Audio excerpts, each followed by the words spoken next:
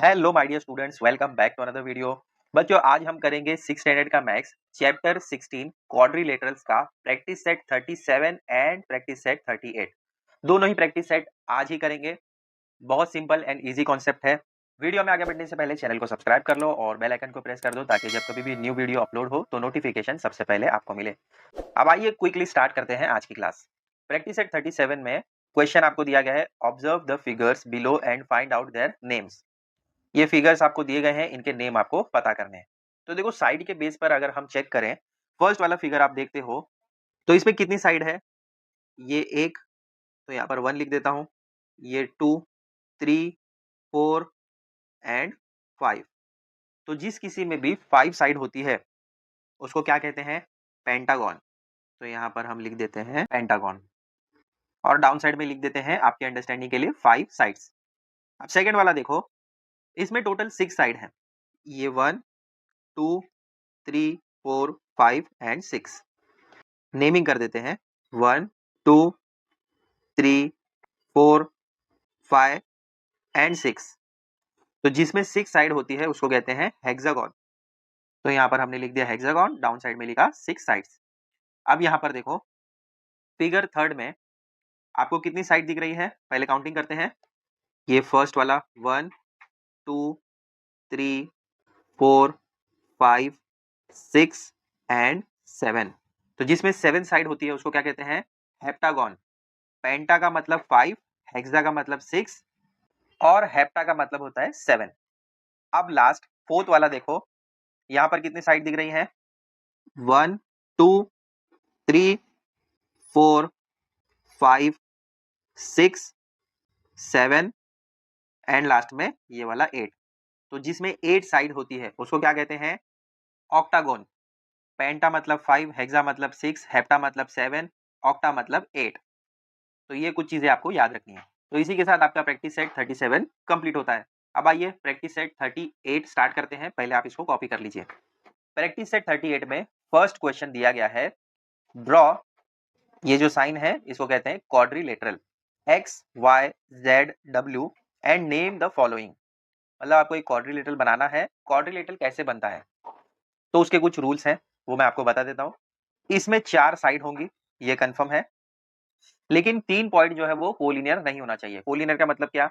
एक ही लाइन में 3 पॉइंट नहीं होने चाहिए। आप ऐसा कर सकते हैं कि अप साइड में ये 2 पॉइंट बना लिए और डाउन साइड में 2 बना लिए, तो ये कोलिनियर नहीं है। कोई भी 3 पॉइंट कोलिनियर नहीं होने चाहिए, ये बेसिक रूल है।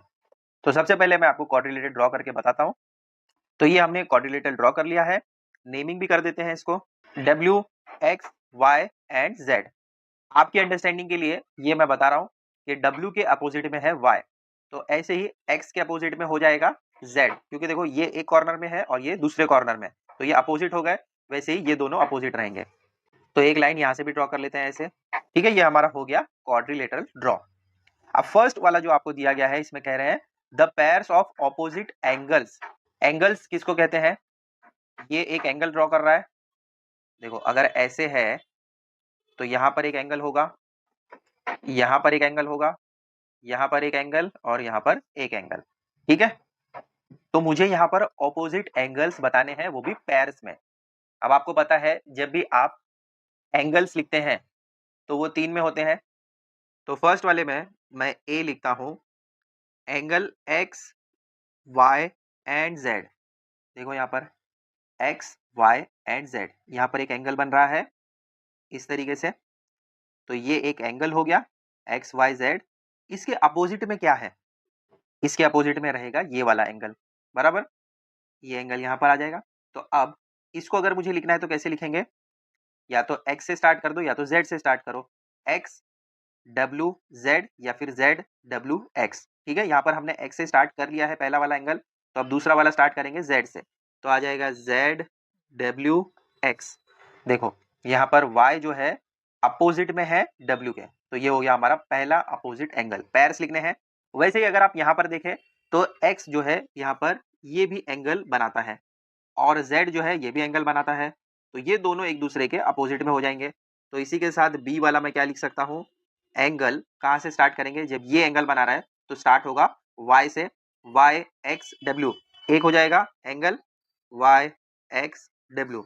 जो एंगल होता है हमेशा मिडल में आता है। देखो जैसे यहाँ पर हमने एंगल बनाया था तो वाई जो है वो मिडल में आया, यहाँ पर एंगल बन रहा था वो डब्ल्यू था वो मिडल में आया, यहाँ पर एक्स जो है एंगल बना रहा है तो वो रहेगा मिडल में।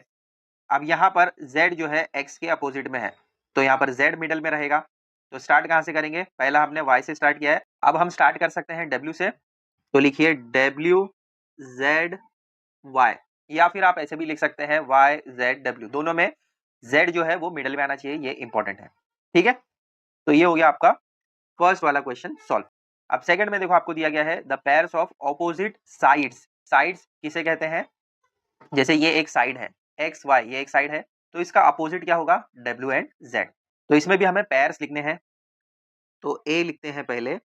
ऑपोजिट साइड्स मतलब यहाँ पर अगर मैं ये वाला साइड लूं, साइड एक्स वाई, तो ये किसके अपोजिट रहेगा?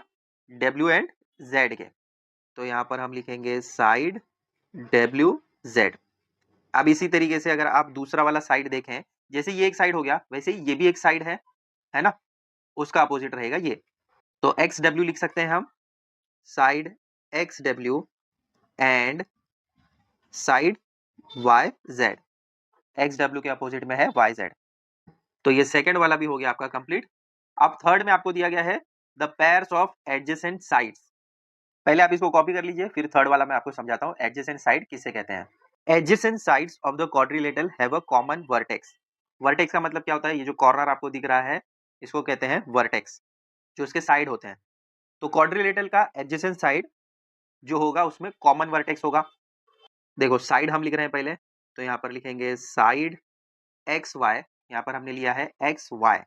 ठीक है, तो इसमें हम दूसरा साइड जो लेंगे उसमें कॉमन होना चाहिए वर्टेक्स। वर्टेक्स मतलब ये जो कॉर्नर है, तो यहाँ पर हमने एक्स वाई लिया तो दूसरा वाला ले लेंगे x W and x W. देखो दोनों में एक्स एक्स कॉमन है, यहाँ पर एक्स वाई, यहाँ पर एक्स डब्ल्यू, तो इसमें जो वर्टेक्स होगा वो कॉमन होगा। अब बी वाला देखते हैं, कोई भी साइड ले लीजिए। जैसे यहाँ पर मैं लेता हूँ डब्ल्यू एक्स, डब्ल्यू एक्स लिया, दूसरा वाला ले सकता हूँ डब्ल्यू जेड जिसमें डब्ल्यू कॉमन होगा।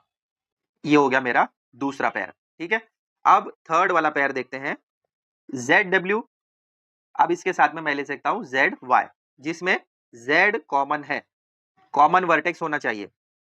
अब थर्ड में हम क्या ले सकते हैं? वाई। देखो Y Z and side Y X, दोनों में वाई वाई कॉमन है, तो एडजेसेंट साइड में कॉमन वर्टेक्स होगा, ये आपको ध्यान रखना है। ठीक है, तो थर्ड वाला भी हो गया कंप्लीट। फोर्थ वाले में आपको दिया गया है पेयर्स ऑफ एडजेसेंट एंगल। इसमें भी सेम टू सेम वैसे ही करना है, पहले आप इसको कॉपी कर लीजिए फिर फोर्थ वाला मैं आपको बताता हूँ। फोर्थ में आपको एंगल दिया गया है, एडजेसेंट एंगल, यहाँ पर एडजेसेंट साइड। देखो एंगल एक्स वाई जेड, क्या लिया है मैंने? X Y Z. यहाँ पर y जो है वो एंगल बना रहा है।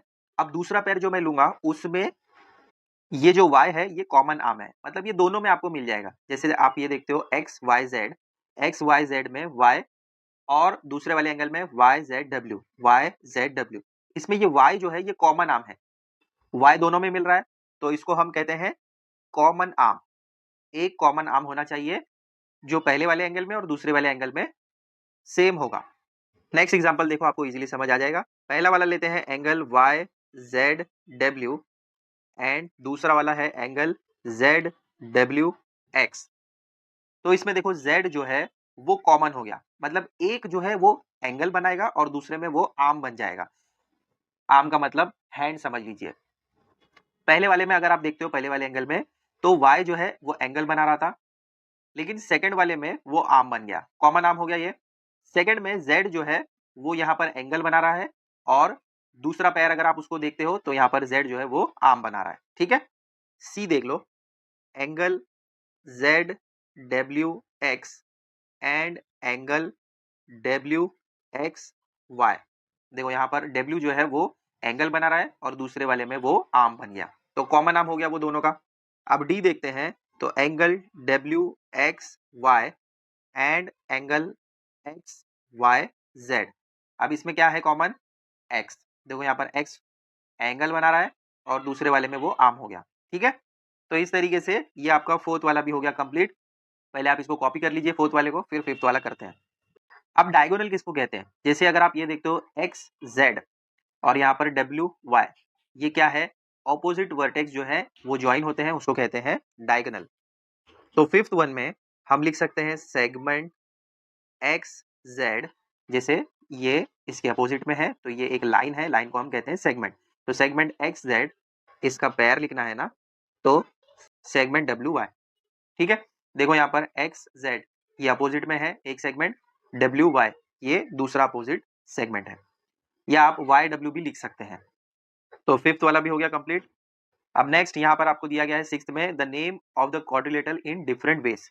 अभी अलग अलग वे में आप क्वाड्रिलेटरल लिख सकते हो, तो उसके कुछ एग्जांपल मैं आपको बता देता हूँ। सिक्स्थ वन, आप इस तरीके से लिख सकते हैं क्वाड्रिलेटरल, स्टार्ट करते हैं एक्स से, X Y Z W, X Y Z W, इस तरीके से किया। दूसरा वे ये हो सकता है आप वाई से स्टार्ट कीजिए, तो वाई जेड डब्ल्यू एक्स हो जाएगा। फिर थर्ड आप लिख सकते हैं, स्टार्ट कीजिए जेड से, Z W X and Y. फिर आप लिख सकते हैं क्वाड्रिलेटरल, डब्ल्यू से स्टार्ट कीजिए, W X Y and Z. फिर यहाँ पर आप लिख सकते हैं क्वाड्रिलेटरल, आप एक्स से स्टार्ट कीजिए, तो एक्स डब्ल्यू जेड वाई। फिर नेक्स्ट आप लिख सकते हैं quadrilateral, W Z Y X. फिर नेक्स्ट आप लिख सकते हैं quadrilateral, Z Y X and W. और लास्ट में आप लिख सकते हैं quadrilateral, Y X W Z. तो ये कुछ अलग अलग तरीके से आप लिख सकते हैं। स्टार्ट आप कर सकते हैं अलग अलग अल्फाबेट से, पहले हमने एक्स से स्टार्ट किया, फिर स्टार्ट किया वाई से, फिर स्टार्ट किया जेड से, फिर किया डब्ल्यू से। फिर उसके बाद हमने एक्स से ही स्टार्ट किया, बट इसके बाद हमने वाई नहीं लिया, पहले हमने एक्स के बदले वाई लिया था, इसके बाद हमने एक्स के बाद डब्ल्यू लिया, तो इस तरीके से गए हम। नेक्स्ट में फिर हमने डब्ल्यू से स्टार्ट किया, फिर उसके बाद जेड से स्टार्ट किया, फिर लास्ट में वाई से। तो ये कुछ अलग अलग वे हो सकते हैं। तो यहाँ पर मेन क्वेश्चन 1 कंप्लीट हुआ, जिसमें 6 क्वेश्चन दिए गए थे। कॉपी कर लो, फिर इसके बाद मेन क्वेश्चन 2 स्टार्ट करते हैं। अब आइए मेन क्वेश्चन 2 देखते हैं। In the table below right the number of sides the polygon has. अब यहाँ पर आपको दिया गया है क्वाड्रिलेटरल, ऑक्टागोन, अलग अलग चीजें आपको दी गई है, आपको यहाँ पर नंबर ऑफ साइड्स बताना है। तो पहला है क्वाड्रिलेटरल, क्वाड का मतलब होता है 4, 4 साइड है, तो यहाँ पर आ जाएगा 4। ऑक्टागोन, ऑक्टा मतलब होता है 8, तो यहाँ आ जाएगा 8। नेक्स्ट है पेंटागन, पेंटा मतलब 5 होता है। नेक्स्ट हेप्टागन, ये हमने प्रीवियस प्रैक्टिस सेट 37 में देखा है। हेप्टा का मतलब होता है 7। और नेक्स्ट हेक्सागन दिया गया है, हेक्सा का मतलब होता है 6। तो ये हो गया आपका टेबल कंप्लीट।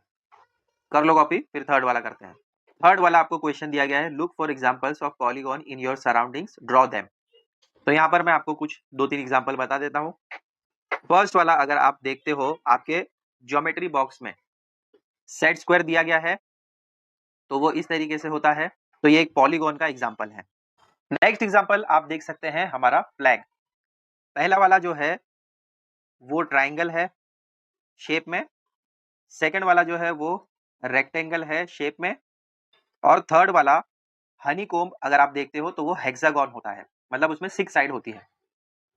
ठीक है, तो ये 2-3 एग्जांपल मैंने आपको बता दिए जो आपको सराउंडिंग में मिलते हैं। इसके अलावा कुछ और एग्जांपल हैं, तो वो भी आप नोट डाउन कर सकते हैं। Main question 4. We see polygons when we join the tips of the petals of various flowers. Draw these polygons and write down the number of sides of each polygon. Petals का मतलब क्या होता है? Flower का petal, पंखुड़ी अगर आपने देखी होगी उसको कहते हैं पेटल्स। तो अलग अलग फ्लावर्स के अगर आप पेटल्स देखते हो तो उसमें आपको पॉलीगॉन दिख सकता है। तो ये एक फ्लावर है व्हाइट ट्रिलियम, इसमें अगर आप देखते हो तो ये आपको दिखता है ट्राइंगल शेप का, तो ये एक पॉलीगॉन है। वैसे ही अगर आप लिली फ्लावर देखें तो इसमें आपको हेक्सागन दिख सकता है, हेक्सागन में 6 साइड होती है, तो ये हो गया हेक्सागन। तो डाउन साइड में आप लिख सकते हैं हेक्सागन। वैसे अगर आप पेरिविंकल देखेंगे तो उसमें आपको पेंटागन मिल जाएगा। तो ऐसे 2-3 एग्जांपल आप दे सकते हैं। तो हो गया फोर्थ वाला क्वेश्चन भी सॉल्व। 1 2 3 4 5 एंड 6, ये है हेक्सागन।